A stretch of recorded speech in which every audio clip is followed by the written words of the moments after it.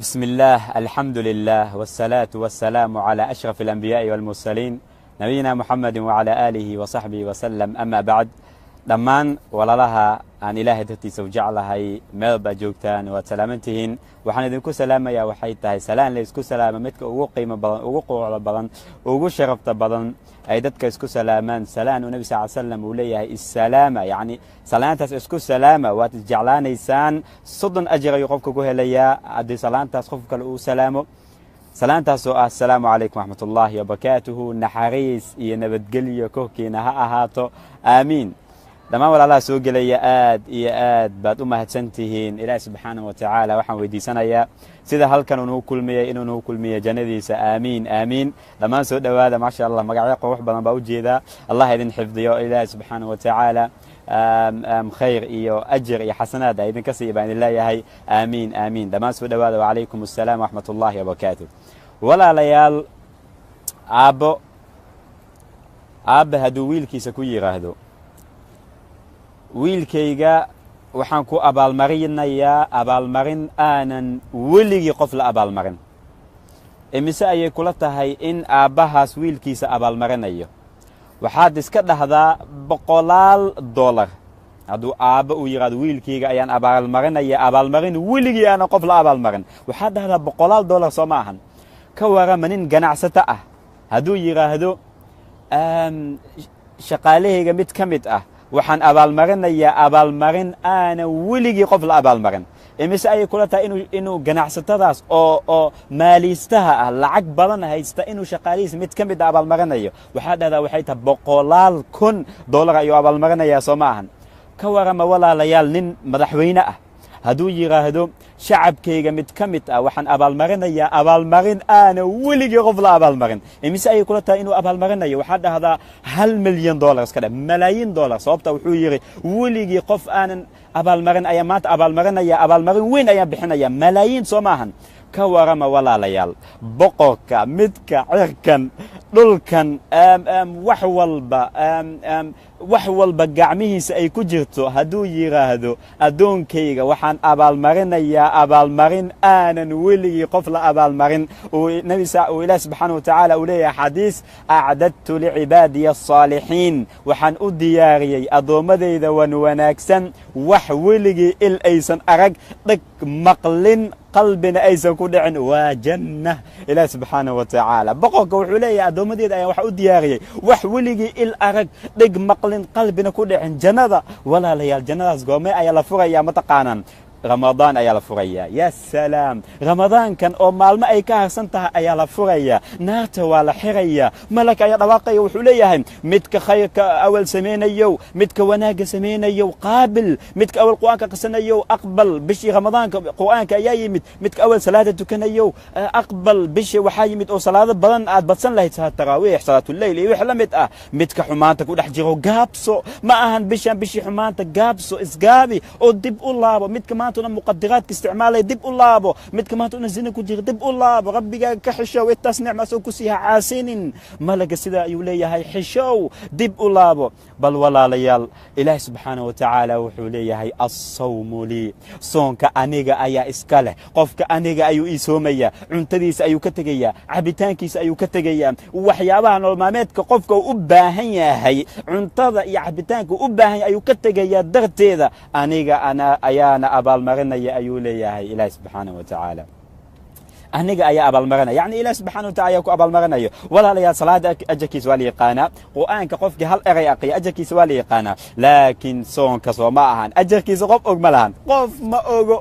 ilaa man ilaahu aniga ayuu isoo ana abaalmarinaya abaalmarin waxaan abaalmarinayaa weligii qof aanan la abaalmarin buu ilaahay subxaanahu wa tacaala uu leeyahay qofka waxaa loo baahan yahay marka walaalayaa inuu hadda isii diyaariyo in ajarkaas iyo xasanaadkaas iyo jannadaas inuu qofka ka faa'iidaysto hadda isdiyaari sidaan isku diyaarinayaa jadwal samayso fursadda cumriga ayaa soo dhow walaalayaal salafku waxay ahaayeen dadka wanaagsan 6 bil ramadaan inta aanan la gaarin koor ilaahay ayaa waxay weydiisanayeen waxay dhahayeen mataqaanaan ilaahayow ramadaanna gaarsii ilaahayow ramadaanna gaarsii 6 bil koor ya ilaahayow ramadaanna gaarsii ilaahay ilaahay ramadaanna gaarsi sababtu maxay tahay sababtoo ah cibaada dhan ayay kulansatay salaad ha dhihin soon ha dhihin duco ha dhihin aaway dadkii muqaajada lahaa aaway dadkii murugtahayay aaway dadkii deynta lagu lahaa aaway dadkii dhahayay sheekoo noo soo duceey aaway dadkii dhahayay carruurteeda ilaahay igu duceey aaway ilaahay wuxuu leeyahay mataqaana asiga ramadaanka markuu ka sheekeeyey kadib wuxuu leeyahay mataqaana ilaahay wa idaa sa'alaka cibaadii cannii fa innii qariib hadduu addoonkayga ikaa weydiiyo nabi moxamedow hadduu i weydiiyo ikaa weydiiyo aniga waan u dhowahay ujiibu dacwata addaaci idaa dacaan waan ajiibaa marka uu ii yeerayo marka uu wax i weydiisanayo waa maqlaa waana ka ajiibaya ilaahi subxaanahu watacaala uu leeyahay ilaahay wuu kaa ajiibayaa gacanta haddaad u taagtid aad ka run sheegtid wallahi aad dhahdid ilaahayow rabbi kale ma lihin ilaa adiga maahane gacanteeda ayaan ku taaganaya dhulkan iyo cirkan gacmahaaga ayay ku jirtaa badan aad ujeedaan ilaahayow wax walba adiga ayaa abuuray cirkan qoraxdan halkaas adiga ayaa ka soo saaray habeen iyo maalin isbadbedelayo ilaahayow adiga ayaa keenay taas ayaan aaminsanahay ilaahayo dunuubteeda dhaaf ilaahayo muraajadeeda ii sahal ilaahayo carruurteeda baari iiga dhig iyo wix la mid ah oo dhan rabbigaaga caza wajal weydiiso mar walba aad weydiisatid wuu kaa ajiibayaa haddaba ramadaan ajarkiisa ma ogo qof kale ilaa ilaahay maahane hadda maxaa samaysataa mataqaana jadwal samayso qalin iyo waqad soo qaado waxaad samaysataa waxay tahay jadwal ramadaanka jadwal samayso haddaba waxaad dhahda sababtoo hadda jadwal samaysan haddaadan ogeyn waxa ramadaan aad samaynaysid hadda wuu imaanaya wuuna tegaya hadda qorshe samayso kanaa rabaa inaad sameeyo taasaa rabaa inaad sameeyo waxaa rabaa intaas mar inaad qur-aanka dhameeyo waxaan rabaa arrintaas inaad sameeyo khayr jadwal samayso walaalayaal hooyooyinkii maamooyinka ayaa ku fiican cayuutada maamooyinka way ku fiican yihiin xisaabteeda iyo sida loo xisaabiyo waxyaaba la mid ah laakiin khayrkii wanaaga ayaa mudan in si fiican loo xisaabiyo oo qofka uu ku dadaalo guriga qofka intuusan dhisan kahor muxuu sameeyaa wuxuu sii qaadaa soo ma ahan okay 3 bil 4 bil 1 sano 2 sano 3 sano oo inaa lacagta aruuriyaa si yacni maalintaas guriga u gadan kara soo ma ahan hadda marka jadwal samayso qorshe samayso nolosha dhan qorshe ay ku socotaa marka walaalayaa jadwal in qofka samaysta waa muhiim jadwal inaad samaysatid sababtoo markaas qofku is xisaabinaya ramadaan wuxuu soo gelaya asigoo og wuxuu samaynayo haddii maalin ka tagto wuxuu leeyahay waxay tahay maalintaas maalin samey maalintaas markuu dib u xisaabi dib u feker iyo sidoo kale waxaa loo baahan yahay qofka inuu rabbigiisa weydiisto ramadaan inuu gaarsiiyo wallaahi qiimaha ay leedahay ramadaan ma garanayo mana yaqaano mana dareemayo ilaa qofka ku jira qabriga maahane waxay rabi lahaayeen waxay tahay saacad daqiiqad ka mid ah ramadaan inay rabbigooda gacanta u taagtaan in yacni ilaahi subxaana wa tacala dunuubtooda dhaafo walaalayaal maalin maxaa dhaca mataqaanaan aabe ayaa wuxuu ku riyooday gabadhiisa aabe ayaa wuxuu ku riyooday gabadhii way ka dhimatay kadib wuu ku riyooday riyada markuu arkay kadib aabbii wuxuu weydiiyey gabadhiisa aabbo gabadheediyey aakhira iiga sheekay gabadhi waxay ku jawaabta mataqaanaa aabbo adduunka markaan joognay wax badan ayaan ogayn laakiin maanan samayn jirin aabbo hal tasbiix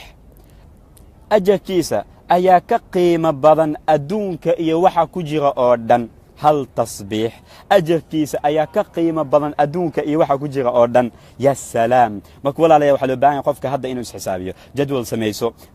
duco rabbigaaga weydiiso inuu ku gaarsiiyo sidoo kale cilmi u yeelo cilmi ramadaan inta aanan la gaarin kahor cilmi u yeelo maxaa buriya ramadaan maxaa loo baahan yahay ramadaan maxaa shardi u ah yay waajib ku tahay waxyaabaha la mid ah oo dhan si ramadaan marka